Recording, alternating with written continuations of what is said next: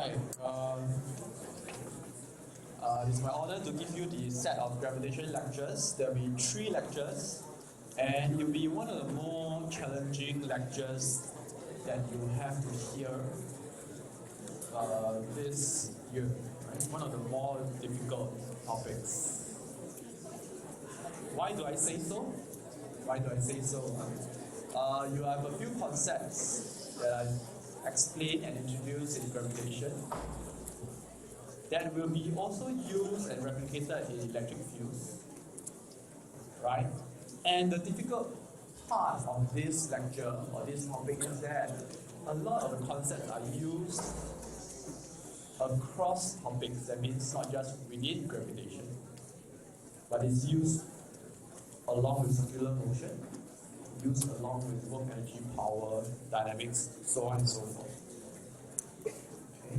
These are the topic outline. I have separated it into 7 main parts. Today, if we are on time, right, we will be able to do topic 1 and 2, and maybe we can introduce topic number 3. Okay.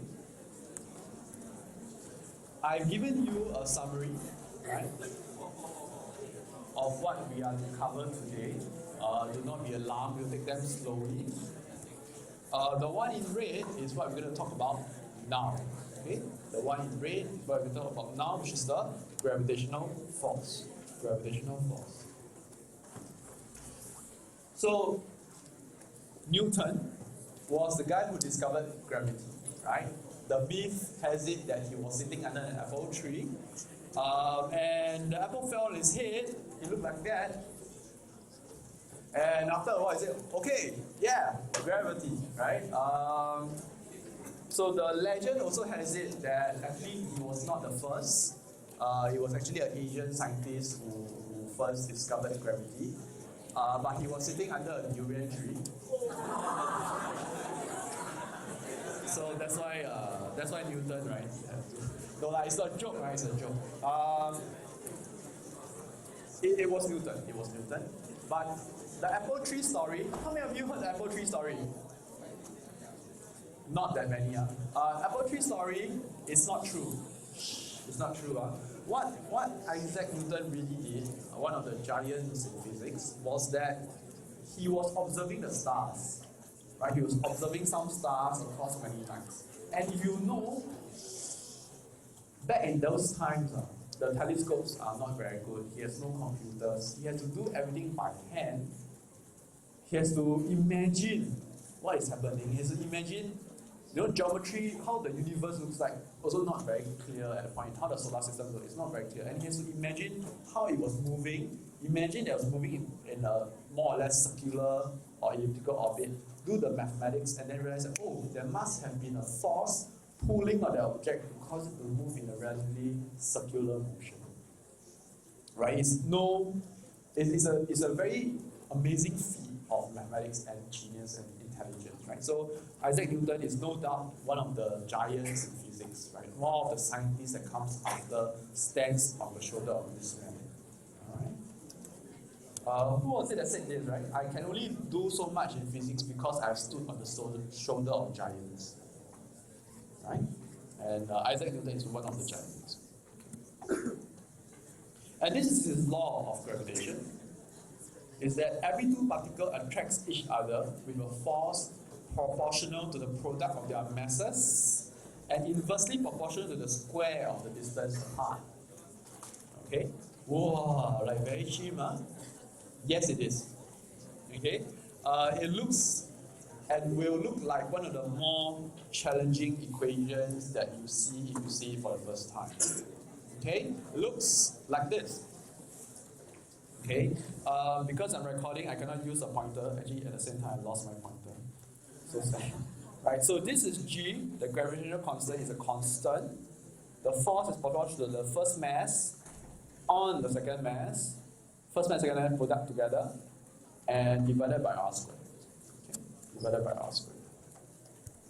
Okay, where G is the gravitational constant, this value will be given to you in the data booklet. Right, at the first page or second page of the exam paper. Do you need to memorize this equation? Answer is yes.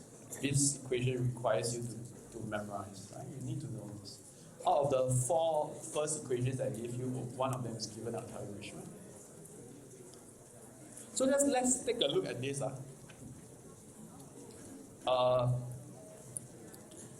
And I give it a bit more detail. This equation is only true for point masses, right? But is this point relatively important for you now? No, because most of the questions that we have in A levels are point masses or can be approximated as point masses. So, for example, a planet is not a point mass, right? The planet that we stand on is not a point mass, but we can approximate as if the mass of the planet is at the center of itself. Okay, that's how we approximate them. Okay, there's a valid approximation. And let's look at this. So, you look at this force. This force is caused by object M2, mass M2, pulling on M1. So the gravitational force F equals to G, listen carefully, mass 2 acting on M1 divided by R squared. This force on the right is due to the attraction of mass M1 on M2. So it's F G M1 times M2. What is the difference? The difference was that in the first equation, it was G M2 times M1. The second equation is G M1 times M2. But mathematically, a product, does it matter about the sequence, the order? No, right? So, the gravitational force, these two F's that you see, are actually Newton's third law. Right? However much object 1 is pulling object 2, object 2 is also pulling on object 1. So as long as your mass, there's attraction. So there's mutual attraction between two bodies. Right? And we call that the Newton's third law. So the law is also written mathematically as F equals to negative G M1 M2 over R squared. What's the difference? What's the difference now is that I've introduced to you a negative sign. Right, a negative sign. Mathematically, this is what it should be. The negative sign here, however, does not mean that it's positive and then negative. Gravitational force is always attractive. This negative sign means it's attractive. Okay, it's attractive in nature.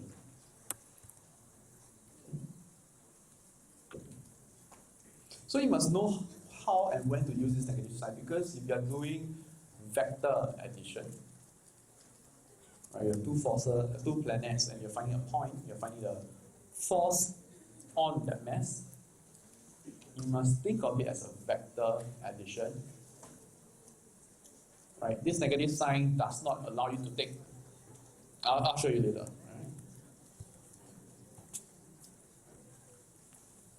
Right? Part 3, both uniform fields of finite distance. R is the distance measured between geometrical centers. So in the equation, that R squared, that R is the distance between the center of masses, right? Center of masses. Not between the surface. Okay. What else? It's also called a universal constant because it's independent of space and time, type of substance, nature of intervening materials, and temperature. Right? This is just for your knowledge. Point number 4 is just for your knowledge. Right? I've not yet seen any questions asking about this. Well, but just in case next time you have children and your children are inquisitive and they ask you, why is it called the universal law? They're like, see, daddy or mommy knows it, then you say, then you look smart, right? Okay. One of the interesting things is that G is very small. When you look at particles and intermolecular attraction, the gravitational pull does not matter so much. Right? I mean, the gravitational forces are small or negligible compared to the other forces, Coulomb forces, strong forces, and weak forces. However, it's very significant in the celestial systems that we have. Right? And in fact, it's the main reason why things rotate in a circular manner. This is what you see, right? In most of the pictures you see of the solar system, you see them rotating in more or less circular or elliptical orbits. Right? It's because of gravitational forces. So how can something so small, right, move something so big, right? Well, because it has a lot of time to act on it. Right. Example one, you have two masses M1 and M2, and you place a third mass M3 at a distance x away from M1. You're asked to find this value of x in terms of d, such that the force of attraction between M1 and M3 is equal to the force of attraction between M2 and M3. Okay, how do you find it? Yeah, it's supposed to prove a certain value, correct? So, how do you suggest we start off? Well, we start out with what we just learned, right? This point, this M3 is placed at a point where the leftward force is equal to the rightward force. So you know in physics, right, once there's an equal sign, we can put two equations together and can work something out. So there we go. Take F1 equals F1 3, force, gravitational force of object 1 on 3 equals the force of object 2 on 3. How do we then proceed? Sub in the equation, right? Sub in Newton's law of gravitation. G M1 M3 over x squared equals to G M2 M3 over d minus x squared. Okay. So the difficulty here maybe is just the distance, slightly different. And you realize that M3 goes away. You don't need M3. Right? Cancels out on both sides. Rearrange to get this equation. Do some mathematical magic. You get this. Alright. So my physics ends on line number 2. The rest are all mathematics. Right? So being good at having some skills at manipulating equations is necessary in physics. Right? If you're going to do well, you need to practice.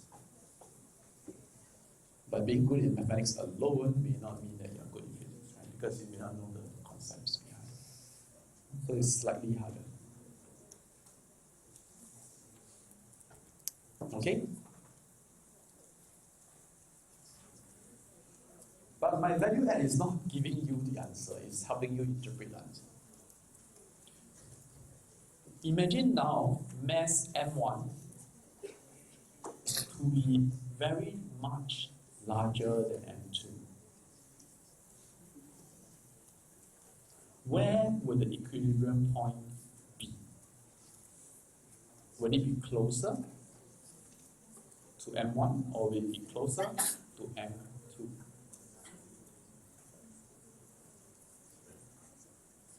Right? If M1 was very, very large compared to M2, in this equation, M2 goes to approximately 0. So you have M1 over M1, X is almost equals to D. Right? Which means the equilibrium point is very close to mass number 2. Which makes sense. Because the closer you are to a massive object, the larger the gravitational force. Right?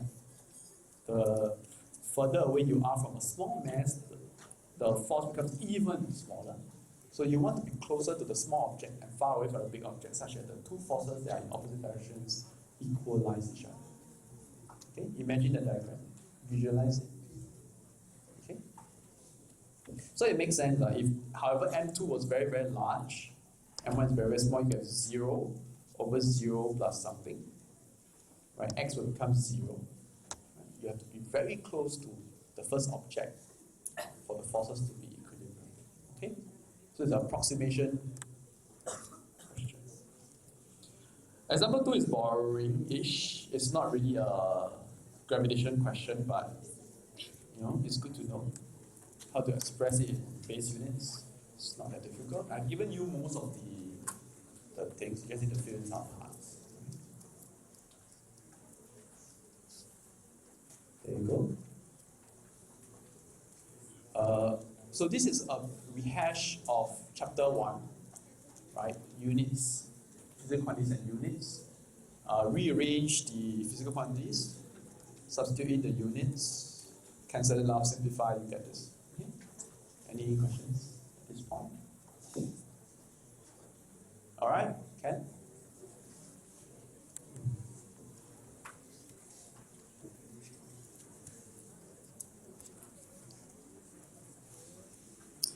Cavendish experiment. How do you measure attractive forces, gravitational forces, when they are so small? Remember the value of G. Important point, huh? The value of G is 10 to the power minus 11, right? 6.67 times 10 to the power minus 11. Let's say you and me, our masses are around 60 kg equals 45 to 50, right? So, but let's take 60, right? Easier. And we are staying 1 meter apart. What do you think is the attraction between us? High, because Mr. Ho quite handsome. No. Our attraction force, the gravitational force will be gmm over r squared. You can calculate the force is going to be very, very, very small. Right? It's going to be very, very small. So how are you going to measure that force? How are you going to measure the G? How did the scientists actually measure and come up with the value of G? Did they just pluck it out of the sky like that? No, they did an experiment like this. Right? So what they did was that they have a torsion wire, right? The more you turn the wire, the more anti-rotation it wants to have, right? If you don't know about this, you take a string or rubber band, you turn it to one side, it tries to go back to its original position. That's the moment that it tries to give back. Once I place 2 small masses, right, like this. Originally it will be here, but if I place a mass big as M2, it will be attracted towards it. So when I shine when it was initially by itself at this point, I shine a laser, the laser gets reflected back on itself. When I put a mass M2, it gets rotated by a certain amount. I can measure the angle. Knowing the angle, I can calculate the moment and hence the force of attraction, and then backward works out the G. Okay, it's a pretty complicated process. Well, not really, but you can and you should be able to understand it given some time. Okay, take some time and read it up. All right, outside in Google and Wikipedia. So, well, let's look at it. There's a clip here, so I have to pause the recording. If not, YouTube will not allow me